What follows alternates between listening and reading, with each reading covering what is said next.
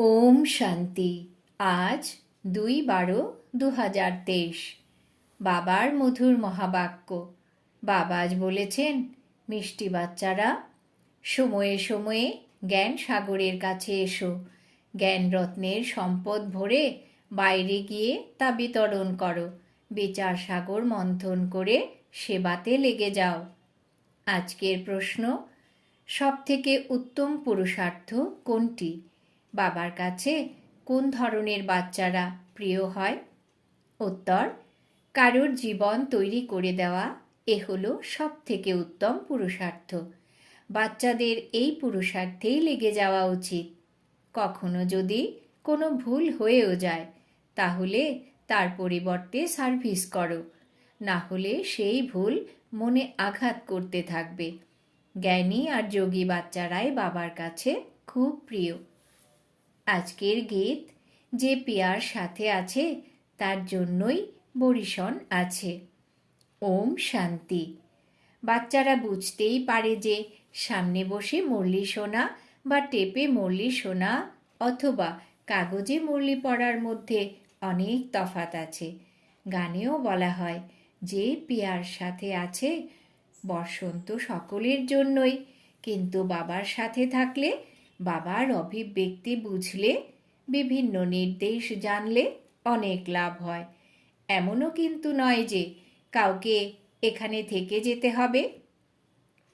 সম্পদ ভরপুর করলে আর গিয়ে সার্ভিস করলে, আবার এলে সম্পদ ভরপুর করতে। মানুষ কোনো জিনিস কিনতে যায় বিক্রি করার জন্য, বিক্রি করে আবার আসে জিনিস কিনতে। এও হলো জ্ঞান রত্নের সম্পদ। যারা সম্পদ নিতে আসবে তারা তো এখানে আসবে, তাই না? কেউ আবার বিতরণও করে না, পুরানো সম্পদেই থাকে, নতুন কিছু নিতে চায় না। এমনও অবুঝ আছে।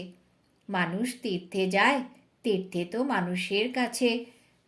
মানুষের কাছে আসে না, কারণ সে তো জড়চিত্র। এইসব কথা বাচ্চারাই জানে। সাধারণ মানুষ তো এসব কিছুই জানে না। অনেক বড় বড় গুরুরা, শ্রী শ্রী মহামণ্ডলেশ্বরগণ জিজ্ঞাসুদের তীর্থে নিয়ে যায়। ত্রিবেণীতে কত মানুষ যায়, নদীর তীরে গিয়ে দান করাকে পুণ্য বলে মনে করে। এখানে তো ভক্তির কোনো কথাই নেই। এখানে তো বাবার কাছে আসতে হবে, নিজে বুঝে অন্যদেরও আবার বোঝাতে হবে। প্রদর্শনীতেও মানুষকে বোঝাতে হবে। এখানে যে ৮৪ জন্মের চক্রের কথা বলা হয়, বাচ্চারা তো জানে যে সবাই এত জন্ম নেয় না।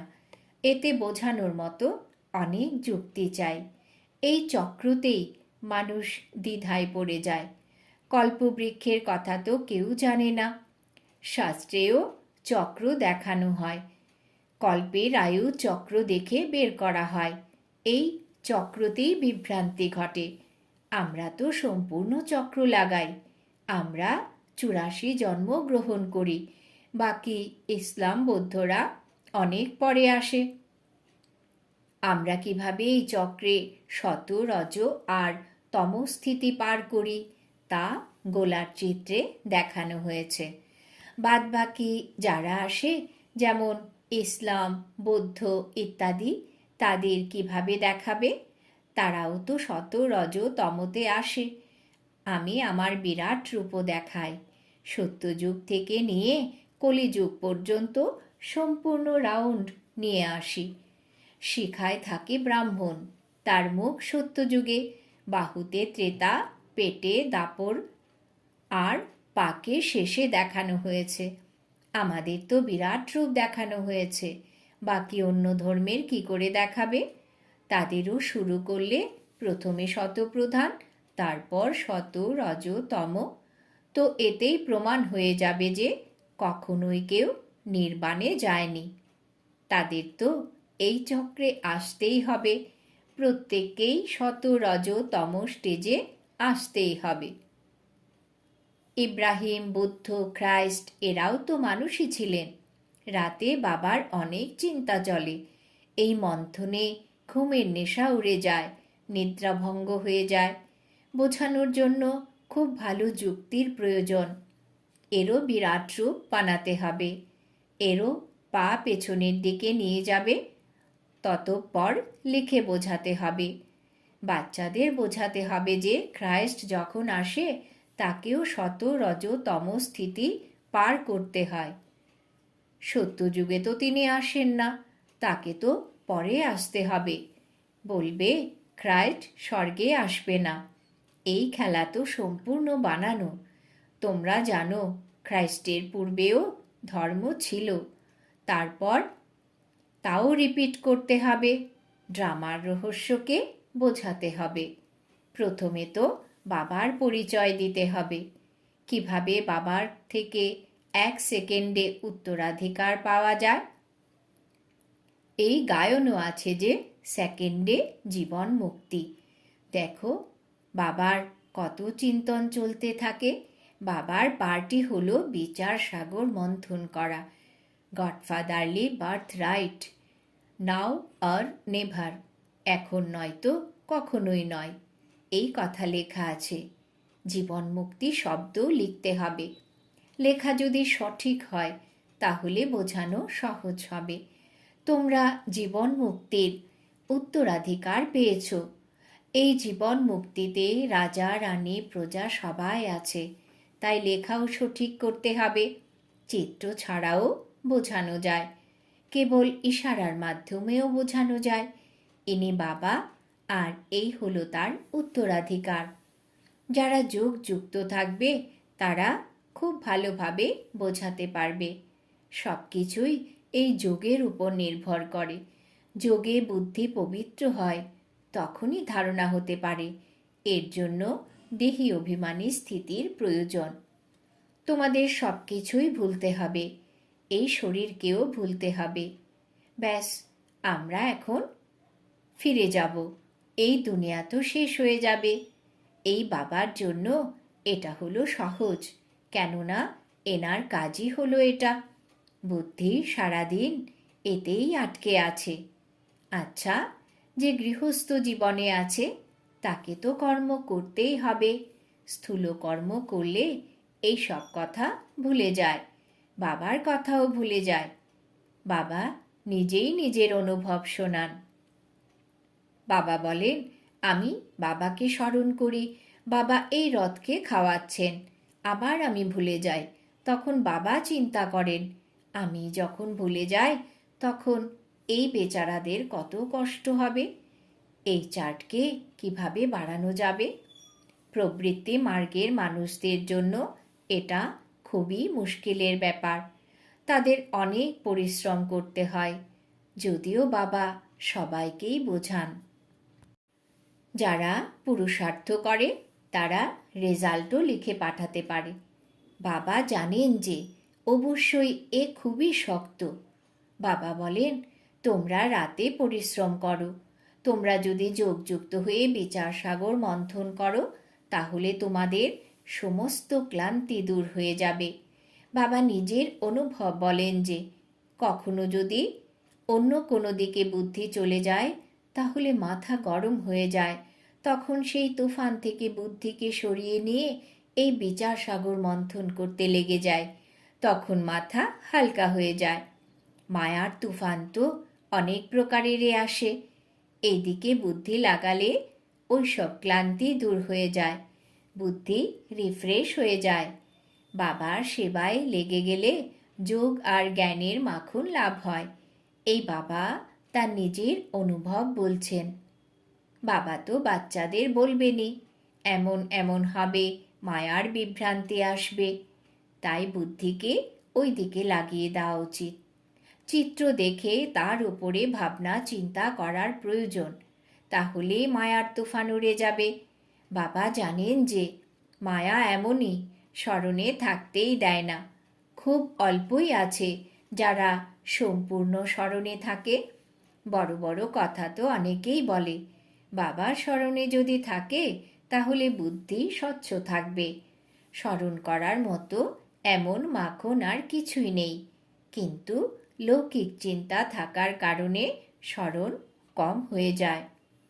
বোম্বেতে দেখো, যখন পোপ এসেছিলেন তার কত মহিমা হয়েছিল। যেন সকলের ভগবান এসেছেন। খুবই ক্ষমতা সম্পন্ন, তাই না? ভারতবাসীরা তো নিজের ধর্মের কথা জানেই না, নিজেদের ধর্ম হিন্দু বলতে থাকে। হিন্দু তো কোনো ধর্মই নয়।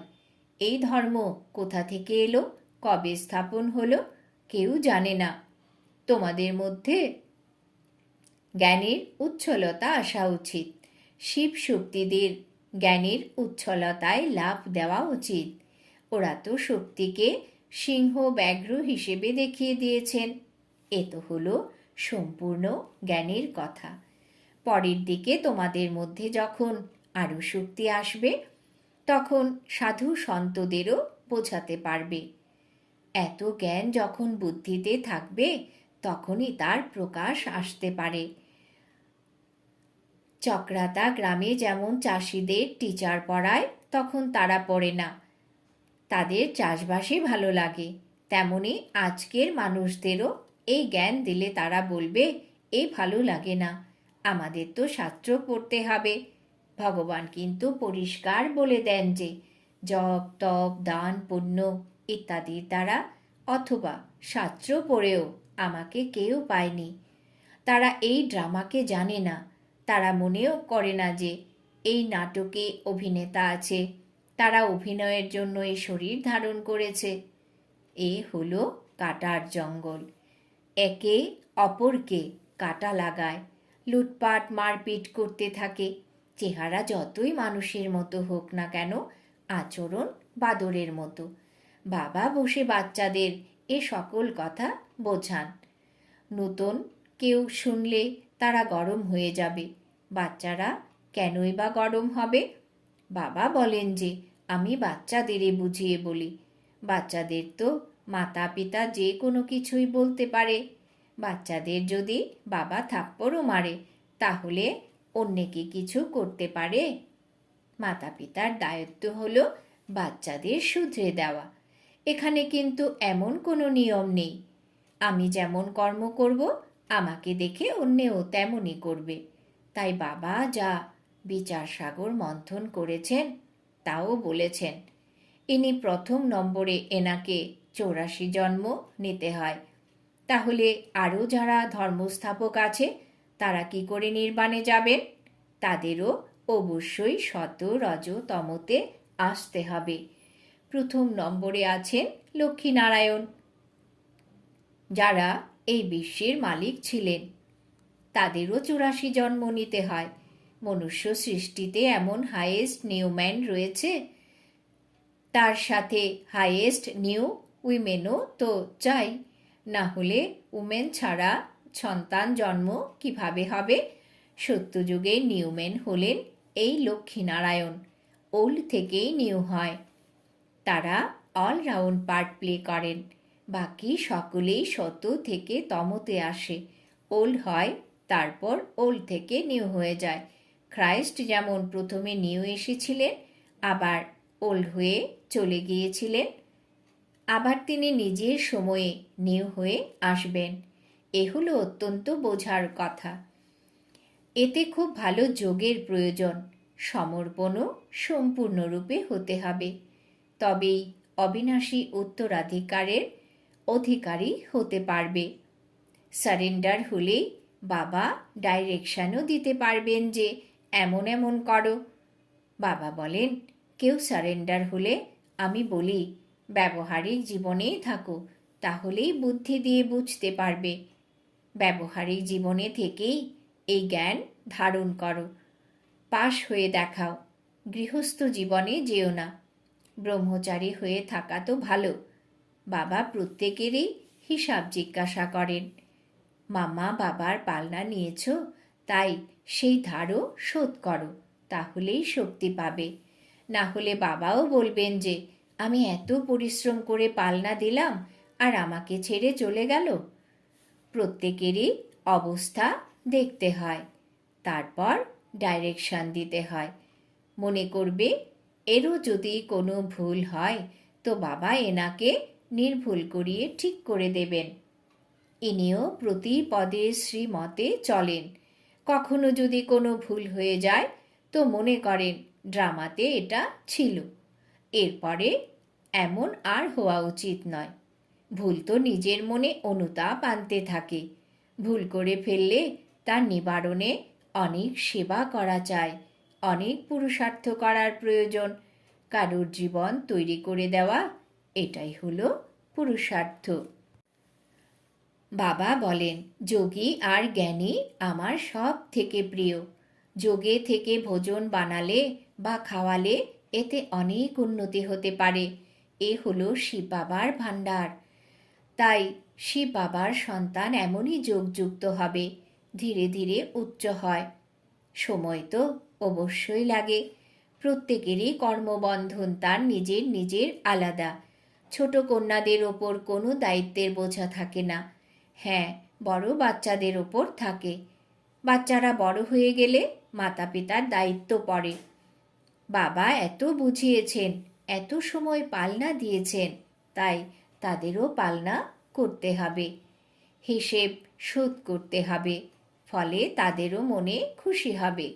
সুসন্তান যারা হয় তারা কোথাও তীর্থ করে ফিরলে সব কিছুই বাবাকে দিয়ে দেয়, ধার তো শোধ করে, তাই না?